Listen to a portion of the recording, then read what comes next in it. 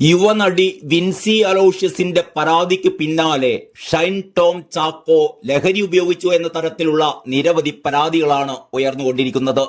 Makeup artist Ranju രഞ്ജിമാറും നടനെതിരെ രംഗത്തെത്തി കഴിഞ്ഞു. കൊച്ചിയിലെ ഒരു ഹോട്ടലിൽ ലഹരി പരിശോധനയ്ക്കിടെ ഷൈൻ ഇറങ്ങിയോടുന്ന CCTV ദൃശ്യങ്ങളും നേരത്തെ തന്നെ പുറത്തു വന്നിരുന്നു.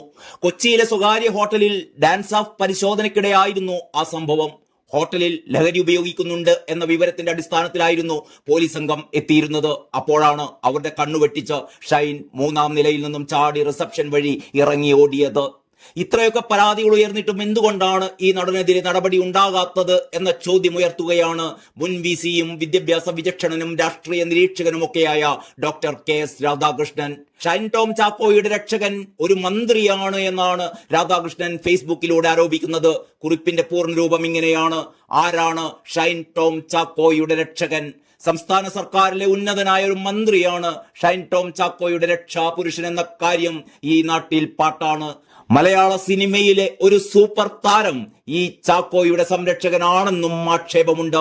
ഇന്നലെ രാത്രി ഒരു ഹോട്ടലിൽ മയക്കുമരുന്ന് ഉപയോഗം നടക്കുന്നു എന്നറിഞ്ഞ് പോലീസ് എത്തുമ്പോൾ ഷൈൻ ടോം ചാക്കോ 3-ാം നിലയിൽ നിന്നും താഴേക്ക് ചാടി ഓടി രക്ഷപ്പെടുകയാണ്. 2 ദിവസം മുമ്പാണ് 2015-ലെ ഒരു മയക്കുമരുന്ന് കേസിൽ നിന്ന് ഇയാൾ ശിക്ഷയിൽ നിന്നും രക്ഷപ്പെട്ടു എന്നതല്ല, പോലീസ് ഇയാളെ രക്ഷപ്പെടുത്തി എന്നാണ് കോടതി വിധിയിൽ തെളിയുന്നത്.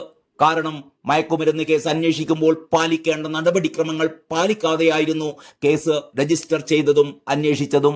അതിനുവേണ്ട ഒത്താശ ചെയ്തു കൊടുത്തത് ടോം ചാക്കോയുടെ ആപദ്ബാന്ധവനായ ഈ സൂപ്പർ താരമാണ് എന്ന് അന്നേ കേട്ടിരുന്നതാണ്.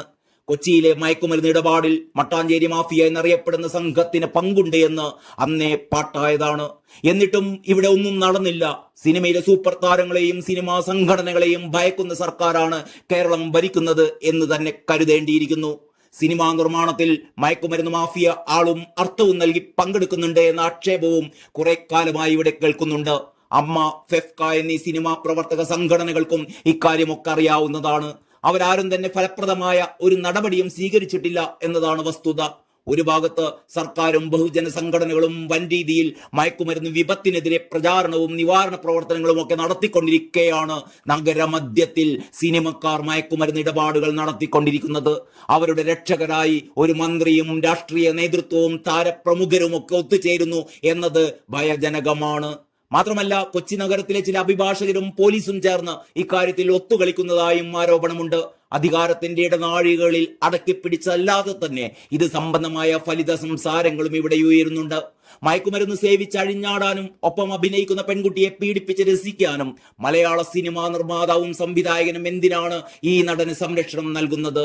നമ്മുടെ ഭരണ നേതൃത്വവും രാഷ്ട്രീയ കക്ഷി നേതൃത്വവും താരസംഘടനകളും എന്തുകൊണ്ടാണ് മയക്കുമരുന്ന് മാഫിയയെ ഇത്രമേൽ ഭയക്കുന്നത്?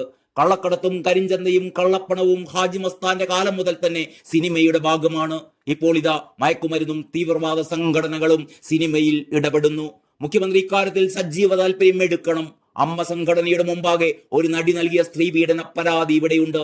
അതൊരു ക്രിമിനൽ കുറ്റമാണ്. ഒരു ക്രിമിനൽ കുറ്റത്തെക്കുറിച്ച് അറിവ് ലഭിച്ചാൽ പോലീസിൽ അറിയിക്കുക എന്നത് നിയമപരമായ ബാധ്യതയാണ്.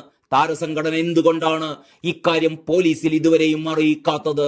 ഡോക്ടർ KS രാധാകൃഷ്ണൻ ചോദിക്കുന്നു.